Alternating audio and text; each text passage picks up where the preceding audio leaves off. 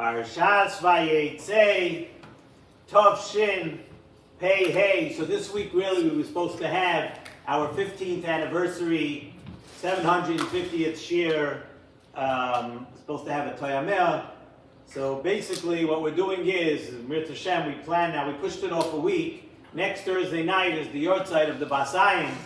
So if I have the opportunity to throw a big Suda here for the Olam, not just a small Toyameh, we'll probably bring out a nice few course Sida, the Basayim. So we figured we'd get that all into one, aside from the fact that tonight there were a few Bikur Cholim Simchas, and Naftali Goldstein got married tonight, and Rabbi Yehuda Kassir made a vort for his daughter tonight. So Mazel Tov to all the Bikur Cholim people, and we look forward to Mir Tashem seeing lots and lots more simchas here at Bikur Cholim.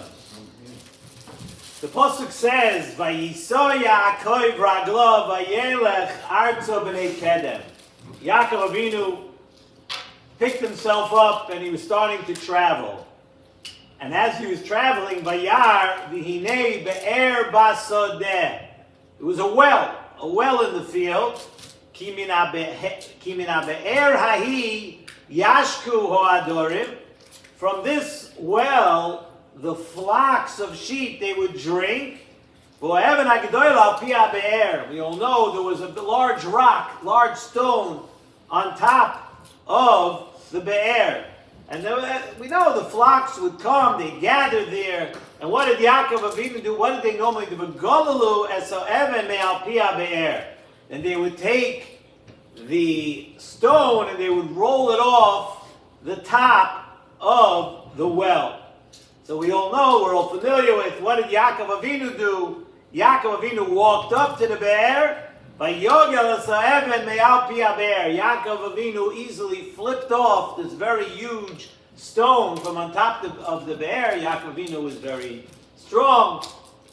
Yaakov had everything in him, and that's the part of the story we're all familiar with. So the Nesivos Shalom points out that it's very interesting. You look over the past couple of weeks, we really need to understand why we find so many times in the Torah over the past few parshias that the Avos were all so busy. It's like almost an obsession with wells. Avraham Avinu had wells, and he found wells, and he dug wells, and Yitzchak Avinu also, he found wells, he dug them, the Plishtim came, they stuffed them up, and finally he uncovered other wells.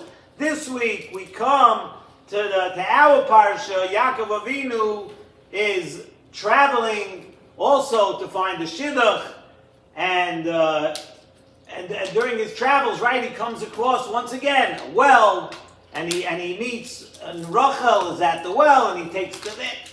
There's got to be some reason, says in Nesivos Shalom, why for each of the others we are discussing a be'er. We're discussing wells so much. So the Nesivos Shalom brings down from the Sefer HaKodesh, Ma'orei Naim, I believe it's from the Chernobyl, right? Okay, we'll get the history from Rabbi Brul after the shir, but he brings down a beautiful thought, B'Shem the Baal Shem Tov HaKodesh. And he says that each of the Avos, yes, this thing with the wells, it happened physically also, but there's a much deeper meaning behind what's going on with each of the Avos and the Be'er. And he says that each of the Avos was Megala, a different portion of the Torah based on their unique midah. And a well denotes digging down into the earth and bringing out water. In order, you have to uncover something, you have to dig down, the water comes up. And that each of the Avos did, when each of the Avos uncovered, and we're going to explain in a moment what it was that they uncovered, but when each of the Avos uncovered their midah, what they did is that they opened it up for us. They opened up their midah to Klal Yisrael, and that after the Avos now we have the ability to learn Torah and to live that chelik of the Torah. Avraham Avinu had his chelik, Yitzchak Avinu had his, and Yaakov Avinu had his. And that is alluded to by the digging of the Be'eros. The digging of the Be'eros gives us a message that they dug out something, brought something to the world, and when they brought that up to the world, it now gave the capability for all future generations of Yidden, of Klal Yisrael, to use their midah that they brought out and use it for Torah. And the Be'eros, they represented the unique midah of each of the Avos, that they dug it out and brought it out to the world. Avraham Avinu, what was the midah of Avraham Avinu? Avraham Avinu brought out the hashpah, as we know, of chesed and ava. That's what Avraham Avinu was personified. He personified bringing to the world avodah of chesed and avodah with ava. And he taught, Avraham Avinu taught, that a Yid could have Abbas Hashem and come close to HaKadosh Baruch Hu through chesed and through ahava. Through doing chesed, the midah of HaKadosh Baruch Hu, it brings a person closer to Hashem. And the Plishtim, at that time, they came and they tried so hard to fight back and close off that avenue of Avodas Hashem. We know serving Hashem through Ava is the highest of the highest level. You see in many Avad, many of the Chassidish Svarim, the serving Hashem mitoich Ava and through Ava, with Ava, is a tremendous madriga. And when the Torah tells us that the Plishtim came and they tried to stuff up all those wells, that Klal Yisrael should not have that zchus, that they shouldn't be able to get close to HaKadosh Baruch Hu with Ahava. And they wanted to close off that avenue of Avodas Hashem. So they stuffed up the wells of Avraham Avinu. And the Torah specifically tells us that what did they stuff up the wells with? The Torah says, Vayimalum Afar. They stuffed up the wells with dirt. They stuffed it with dirt, which represents the chumrius of Afar, of Gashmias. They tried to divert the Ava, which was now being brought out to serve HaKadosh Baruch Hu.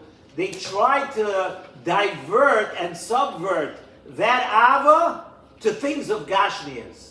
And that's a challenge that every person, you see, everybody has throughout their life, the misguided love of things that are Gashmias, that have nothing to do with HaKadosh Baruch Hu.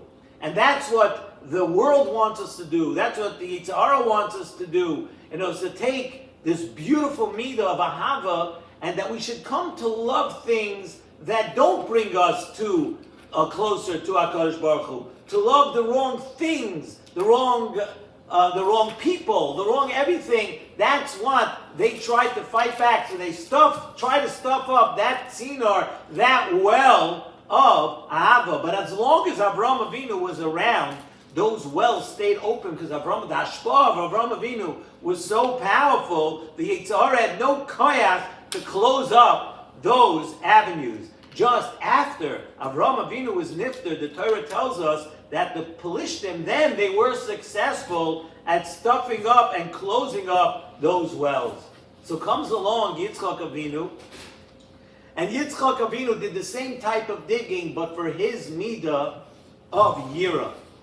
Yitzchak Avinu served HaKadosh Baruch Hu in a different way. Avraham Avinu was through Chesed, through Ahavas Hashem, and Yitzchak Avinu was digging the wells of Yira. And Yitzchak, Nesivos Shalom tells us that before Yitzchak opened up the wells of Avraham Avinu that had brought Ava into the world, Yitzchak went and dug his own wells. Because Yitzchak is the one who taught us Reishis Chachma Yiras Hashem. That Yitzchak Avinu felt that the way to serve HaKadosh Baruch Hu was Eino Chanami, that Avas Hashem and serving Hashem with Ava is on a higher level. But you need to begin with Yiras Hashem. Reishis Chachma, Yiras Hashem. That Yira needs to come first. So first Yitzchak dug his own wells of his midah.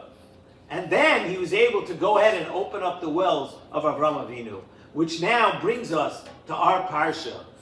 By Yaakov Avinu, as we said, came to the well.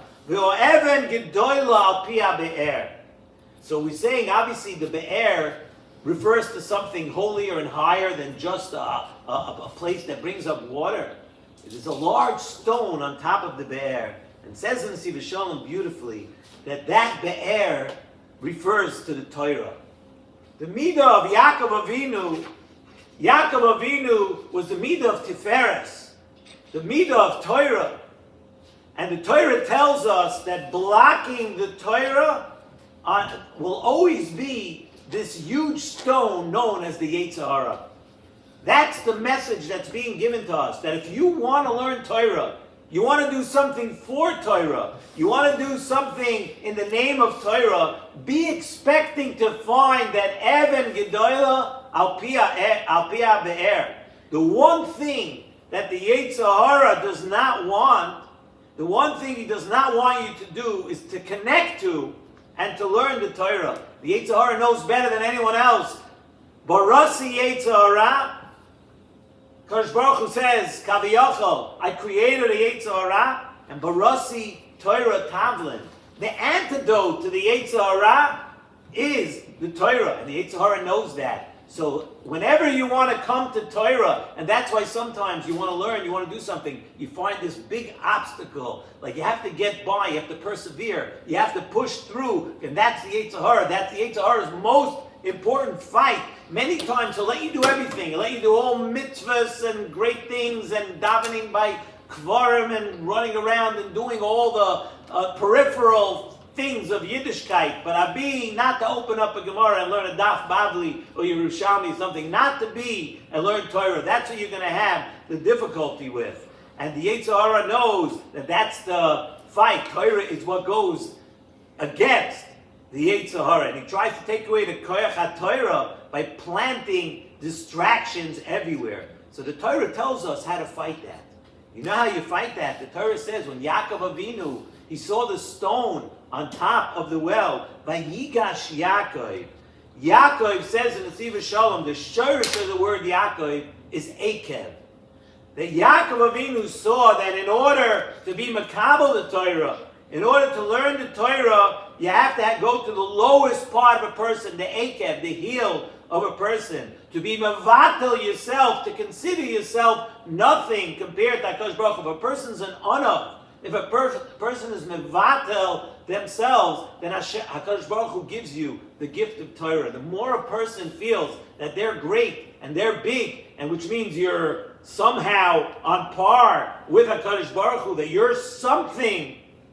You're not saying that Hashem is everything and you're nothing. You're all of a sudden saying that you're something, then you're not zoicha to Torah in the same way. The Gemara Masechta Brachas, Daf Samach Gimel Amud Beis, tells us that ein divrei Torah miskaimim el b'misha meimis atzmai oleh. If somebody, in quote, like kills himself over the Torah, what does it mean? It means that he makes himself into nothing. Yaakov Avinu is teaching us a new way to be kind of the Torah. The way, the be'er of Yaakov Avinu, how do you do that? Is Vayigash Yaakov. Yaakov is showing us, don't hold of yourself.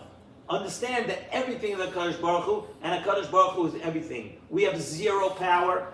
We could go through the motions of showing that we're going to work, and we're trying to do parnasa, and we're doing that. All this is wonderful. We have a curse. There's a curse on the world that we have from Adam Arisha and after, that we have to work and we have to go through the motions, we have to do ishtadas. But a person needs to understand that they themselves are nothing. And that's the rock that's on top of the be'er, the Yetzer Hara, to feel that you're something, the Yetzer Hara, to block somebody from learning Torah. But that was the be'er of Yaakov. Being humble is the way to fight the Yetzer Hara, to be kind of Torah. Now we understand that why this all so much about the wells. Each one, Avraham Avinu brought out the Chesed, Yitzchak Avinu brought out the Yira, and Yaakov Avinu showed us that there's always going to be an obstacle, something in your way. The Yetzer Hara doesn't want you to learn Torah. You could learn Torah and become a Ben Torah by being an Anav, by being humble.